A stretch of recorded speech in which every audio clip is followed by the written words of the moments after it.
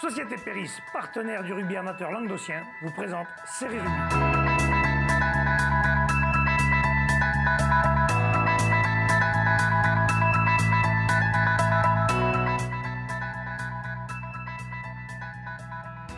Bonjour mesdames, messieurs, bienvenue à Fédéral Rugby, votre émission sur les fédérales en Languedoc avec mes chroniqueurs. Bonjour Babe. Salut.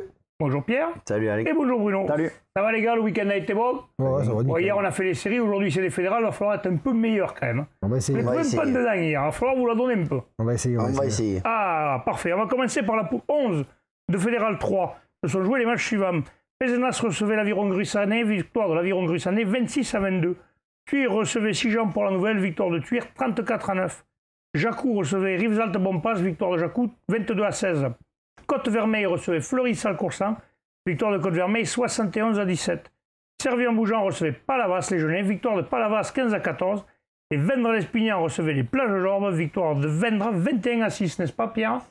Ouais, dans le derby maritime, on va dire que Vendres prend sa revanche sur le match aller.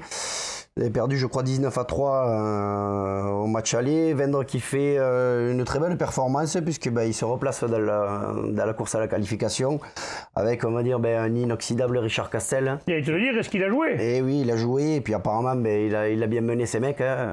Un joueur comme ça dans l'équipe, quand même. Ça te fait raiser un peu. Le mec, il a gagné la Coupe d'Europe, je pense que... Tout à fait, ouais, tout à fait. Fédéral, même s'il a 45 ans. Malgré l'âge, je pense qu'il doit être présent et puis sécuriser un peu certains jeunes de Vendres. Voilà, il doit canaliser la fougue un peu de certains Vendrois. Avec un aura, je pense, qui est... Ouais, je pense qu'ils doivent l'écouter.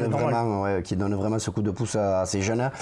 Match qui a été, on va dire, sur le début... tout le monde sera un peu coup pour coup jusqu'à un petit peu avant la mi-temps où le coup marque un premier essai où Vendres prend le dessus devant. Voilà, tout simplement. Et après, en deuxième mi-temps, ils ont assis leur domination sur le pack et un doublé de le coup, le seconde ligne. Donc, qui donne cette victoire intéressante. C'est dommage, pas le bonus offensif, c'est dommage. Sur 21-6, ça aurait mérité peut-être un petit bonus. Ça aurait mérité peut-être. Voilà. Parce que si on avait dit qu'il gagnait 21-6, ils auraient signé de suite. La victoire déjà, la victoire est belle. J'aurais un derby, on sait tous, messieurs, ce que vaut un derby. Ils auraient signé un. Ouais, je pense. C'est bien, c'est une belle performance, 21-6. Ouais. Contre l'autre, ils étaient sur 4e de poule, Plage-Jorbes. C'est ça, tout à fait. Donc Vendres se replace à la course. Ouais, je pense qu'ils font plus qu'un bon match. Servien-Bougeant recevait Palavas, victoire de Palavas qui se refait la cerise, 15-14. Victoire de Palavas et qui assomme un peu Servien-Bougeant d'entrée de jeu. 2 minutes de jeu et un essai de Palavas. Ils attaquent fort. Ils attaquent fort. Servien-Bougeant, ils ont pris un petit soufflon par Villaplana à la mi-temps, mais ça n'a pas servi à grand-chose. À part, ils ont une pénalité à la 70e minute qui les fait repasser devant à 14-12. Mais à 72e minute, Palavas va chercher la faute. Ils ont réussi à la trouver. Pénalité, il la met, il la transforme et Palavas gagne ce match. Le réalisme. Match qui relance Palavas. Et dans l'optique du maintien, ça les relance grave. Et qui fait par contre descendre un peu Servien. Et ouais, du coup, il se retrouve un peu juste devant nous, quoi. À portée de tir presque. Je connais l'entraîneur Philippe Garriguin et il m'avait dit qu'il lâcherait rien. Là, ils reviennent à 8 points de Servien-Bougeant, c'est pas gagné. Ils sont dans les coups, ils sont sortis de la zone rouge puisqu'ils dépassent Sijan et Fleury-Salcoursan. Justement, Fleury-Salcoursan, tu fais bien de le dire, que la Côte-Vermeille, là par contre, ils ont pris une démonstration de rugby. Voilà, c'est un dimanche compliqué donc pour l'entente, 71-17, 11 essais à 3. Voilà, on sait que cette équipe ne ferme pas le jeu, ils ont quand même marqué 3 essais, mais il n'y a pas eu de match, 2 essais en 5 minutes, c'est compliqué, il y a des absents, ils ont d'autres peut-être échéances un peu plus importantes. Ils n'ont pas misé sur ce match-là à l'extérieur. Peut-être que j'espère pour eux que la petite trêve d'une semaine va leur faire du bien, qu'ils vont rentrer du monde, ce qui va leur permettre de repartir du bon pied.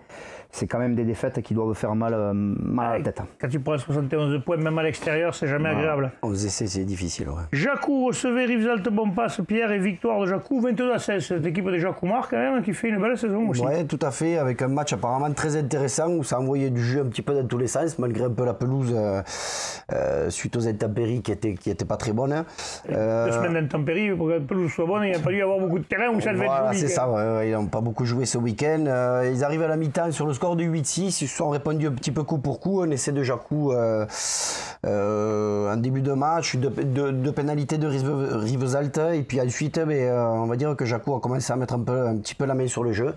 Et derrière, on fait la différence par 4 pénalités de leur buteur, qui a été, on va dire, beaucoup plus réaliste que le buteur de Rivesaltes. Et sur une dernière action, Rivesaltes prend le point de bonus défensif, puisqu'il vient de marquer un essai, ce qui peut être quand même ce qui peut compter, je pense. Ouais, ça tiendra sûrement son compte pour le maintien, je vais y arriver. Pour le maintien et pour les qualifs, quand même, ça va être compliqué. Ce jeu un peu distancé, 32 points, 40 le 4e, ça va être compliqué d'aller chercher une qualif. Mais bon, qui sait. Allez, on passe maintenant à Thuir qui recevait, si j'en prends la nouvelle, Babe, 34-9. 34-9, mais le score est un peu gros, mais... il y a eu grosse bringue à Thuir, on a vu les vidéos et les photos tournées sur Facebook, apparemment ils ont bien arrosé ça. Mais si Jean a fait un gros match, ils ont secoué Thuir, pratiquement toute la partie. Ah, quand même. Ils ont vraiment secoué Thuir. Et Thuir se reprend en seconde mi-temps, vers la fin de la seconde mi-temps. Il marque un essai à la 49e et un autre à la 78e qui fait que le score soit un peu plus large. Sinon, il y avait juste 10 à 6 à la mi-temps. Ah oui, effectivement, il avait fait un bon match. Et si Jean peut avoir un peu de regret de ne pas avoir concrétisé un peu leur temps fort. D'avoir encaissé peut-être ces 2 essais qui leur font un peu cher l'addition. C'est un peu le mal de Sijan cette année. C'est le mal des clubs qui sont en fin de tableau. Toujours un peu de regret. On le voit là, ces 3 derniers, que ce soit Palavas, Sijan ou Fleury-Salcoursan, ont souvent pris dans le dernier quart d'heure un voyage de points. Puis après, ils tombent contre une belle équipe quand même de Thuir qui en ce moment... Ils tournent fort. Compliqué de les battre à ce moment. Ils ont mis 40 points en plage d'or et tout. Donc, On va passer au stade Pissénois qui recevait l'Aviron Gruissanais. Nous y étions, nous avons eu un très gros match. Je vous rappelle d'ailleurs que vous pouvez revoir tous les matchs en replay. Vous allez sur notre page Facebook, vous aimez notre page, vous la likez, comme on dit. C'est les jeunes de branchés qui disent ça, parce que nous les vieux on dit j'aime. Alors vous aimez la page Facebook. Je suis pas vieux, c'est pas parce que je suis chaud que je suis vieux. Ah c'est vrai, ni Bruno d'ailleurs, il est pas très vieux. Il a l'air vieux comme ça, mais non. Je suis pas tout à fait chaud. Vous aimez la page et vous allez sur la page, vous avez tous les matchs que nous transmettons, vous pouvez les revoir. Donc ce match était un très gros match, Bruno.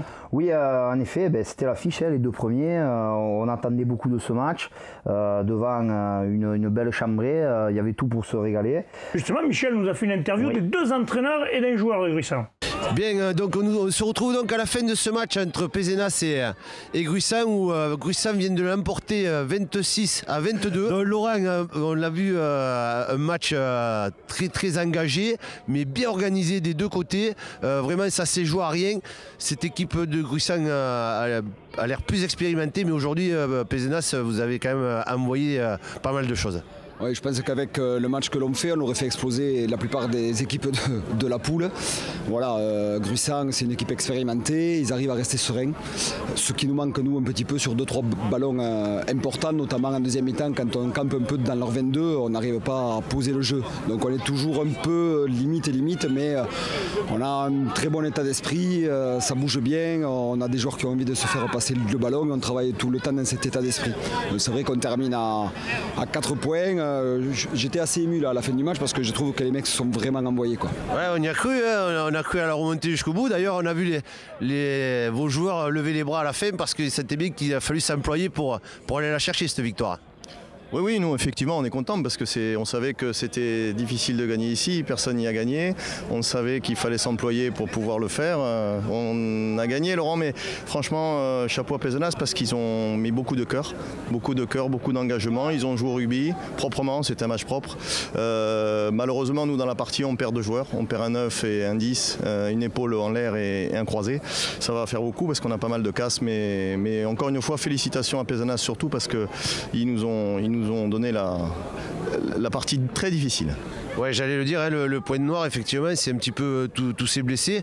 On a vu Rodriguez rester très longtemps allongé au bord du terrain là-bas. Vous avez des nouvelles un petit peu ? Oui, j'étais avec lui, je suis resté avec lui, il a l'épaule luxée. Et on a essayé de lui remettre, mais malheureusement on n'y est pas arrivé. Donc il va falloir qu'il parte à l'hôpital se faire replacer l'épaule. Et notre petit 10, Paul Ossel, apparemment les croisés peut-être pétés. On ne sait pas trop, on va voir l'IRM lundi ou mardi. Mais bon, c'est problématique. Mais ouais, ça démontre bien quand même que ce match a été très très engagé. Je pense quand même que malgré la défaite, il y a quand même beaucoup de satisfaction de ton côté, Laurent, par rapport à tes joueurs.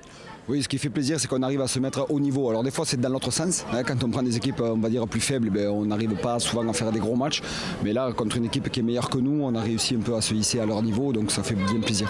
Puis j'espère que Gruissant va monter parce que j'ai beaucoup d'amis dans ce groupe. Et voilà quoi. Donc j'espère vraiment qu'ils vont monter parce qu'en plus, j'en ai marre de perdre contre eux. Merci beaucoup. On se retrouve bientôt pour de nouveaux matchs sur notre antenne. Allez, au revoir. Donc on a assisté à vraiment une belle rencontre, 3 essais partout, ça a tenu toutes ses promesses. On souhaite un bon rétablissement par contre à la charnière gruissanaise. Voilà, 2 blessés, dont un suspicion de croisé. Donc bon, les croisés, on souhaite lui que ce soit pas ça parce que sinon sa saison, le pauvre est terminée. La saison est terminée. Mais pour l'Aviron, l'Aviron, on connaît les ingrédients, ils se sont appuyés vraiment sur une grosse conquête et des cocottes efficaces face à une équipe pissénoise qui n'a rien lâché et qui marque 3 essais. Il est privé d'un bonus offensif et il faut un défensif, c'est pas mal. Voilà. Alors, il pouvait espérer un petit peu mieux, mais c'est quand même une bonne défaite pour la suite de la saison. On peut travailler là-dessus. Voilà, ils vont certainement travailler parce que même l'entraîneur de Gruissant a dit très gros match de Pézenas. Allez, messieurs, on passe à la poule 11 de Fédéral 3, pardon. Nous avons qu'un représentant, c'est Limoux qui s'est déplacé à Beaumont de Lomagne, défaite 30-12, Pierre. Ouais, qui a Limoux qui s'est déplacé chez le premier, Beaumont de Lomagne, qui a Limoux difficile toujours cette saison. Ils allaient là-bas, est-ce qu'ils avaient des ambitions d'y aller? Bon, on ne sait pas trop, mais d'entrée... ils n'ont pas dû certainement faire... D'entrée, ils prennent un essai. À noter que dans ce match, il y a un fait de jeu à la 51e. L'adjoint terrain insulte un joueur, prend un carton rouge. Donc, un joueur de qui a Limoux est obligé de sortir. Donc, il termine le match à 14. Et déjà que c'est pas facile quand t'es 15. Alors qu'à la mi-temps, il y avait que 15-6, il tenait pas mal. Et puis à la sortie, je pense que la différence... On va leur souhaiter aussi que cette trêve de 1 semaine leur fasse le plus grand bien. Tout à fait. Messieurs, on passe à la poule 5 de Fédéral 2. Nous avons 2 représentants. Nous avons Le 4 qui recevait Pamiers, victoire de Le 4, 22-17. Et Castelnaudary qui recevait Saverdin, victoire de Le 4, 31-10, babe. Il faut un gros coup, là. Ouais, gros coup de Castelnaudary. Surtout qu'en plus, apparemment, le match a été engagé grave. Les impacts, ça a claqué. À l'ancienne, quoi. Guichard qui avait dû les former. À l'ancienne, mais sur les impacts. Ça a piqué. Ça a piqué, ça fait mal. Moi, j'ai vu Saverdin le week-end avant avec Le 4. C'est une équipe qui fait pas rire quand même. Ils avaient une seconde ligne et une troisième ligne. Ça faisait vraiment pas rire dans l'impact. Ça a dû s'engager grave. Mais surtout que Saverdin était obligé de gagner s'ils voulaient se maintenir et Castel aussi. Castelnaudary aussi. Et ils ont gagné par rapport à leur gros pack d'avant, Castelnaudary, avec leur cocotte. Voilà, ils l'ont fait à l'ancienne. À l'ancienne, cocotte. Prise de touche, en avant. Bam. Merci, au revoir. On s'écroule dans la but et voilà. Et bonus offensif. On passe maintenant le 4, Bruno, victoire de Le 4, 22-17 face à Pamiers. Voilà. Ils éliminent pas, mais ils écartent un concurrent des playoffs. Disons qu'ils les mettent à bonne distance et ils restent donc dans les 2 premiers. Très belle rencontre, très belle victoire, 22-17. Victoire bonifiée, difficile mais bonifiée. Et pour les deux. Et bonus défensif pour Pamiers, oui. Puisque Pamiers menait encore à 10 minutes de la fin sur le score de 17-15. Les 2 équipes se rendent coup pour coup. Mais voilà... Le 4 est allé chercher jusqu'au bout cette victoire et marque donc ce 4e essai qui fait vraiment la différence. Très important pour l'optique des playoffs. Premier ex-aequo, un match de moins que Villefranche-et-Lauragais, mais ils sont sur le podium. Attention, Millau est derrière avec un point de moins. 44, exact. Et ils ont un match à moins, donc ils sont potentiellement premiers. Messieurs, on passe à la poule 4 de Fédéral 1. Nous avons 2 représentants. Nous avons Agde qui se déplaçait à Dijon, défaite 26-17 pour Agde. Et Nîmes qui se déplaçait à Mâcon, défaite aussi de Nîmes, 29-6. Je vais y arriver, défaite, j'ai du mal à dire défaite, moi, je n'aime pas ça. Nîmes, Pierre, 29-6. C'est dur? Non, moi, non, c'est pas toi, c'est pour Bruno. C'est pour moi, donc. On l'applaudit. Allez, vas-y, Bruno, prends-la. Nîmes devait se déplacer à Mâcon, donc c'était la grosse affiche. Et a manqué le coup, quoi. Défaite 29-6. Parce que même un bonus, c'est premier, quoi. Voilà, non, là, ils se sont fait secouer en première mi-temps. Ils se sont mis souvent à la faute. 5 pénalités, 15-6 à la mi-temps. Et en seconde mi-temps, Mâcon enfonce le clou avec 2 essais. Bon, 29-6, pas grand-chose à dire. Nîmes nous devra une revanche pour la suite de cette poule. Parfait, on passe maintenant à Agde. Pierre, cette fois-ci, c'est à toi. 26-17 à l'extérieur. Ouais. À Dijon, les Agatois, malheureusement, marquent des points, mais ne ramènent pas le point. C'est le cas de le dire. Ouais, mais ils ont vraiment des regrets à avoir sur ce match, puisque là-dedans, dijonnaise, avec 3 pénalités, 9-0. Et puis Agde derrière, qui va enchaîner. On va dire que Dijon, apparemment, au vu des articles, passent un petit peu à côté. Et Agde marque 3 essais. Donc il leur inflige un 17-0 et puis c'est sur la fin de match que vraiment Dijon fait la différence à la maison. Pas de bonus pour les deux équipes. Pas de bonus, mais à la 62e, Agde avait quand même le bonus offensif, il menait. Et puis après Bédéran, je pense que l'expérience dijonnaise a fait la différence. Et puis en fin de match... Eh bien ça sera le moment de la fin, messieurs. Je vous remercie. On va leur souhaiter un bon repos à tous ces joueurs de Fédéral. On les retrouvera dans 15 jours. Messieurs, je vous remercie. On se retrouve demain pour les séries. Transpirez bien sur tous les terrains. Allez, ciao. Ciao.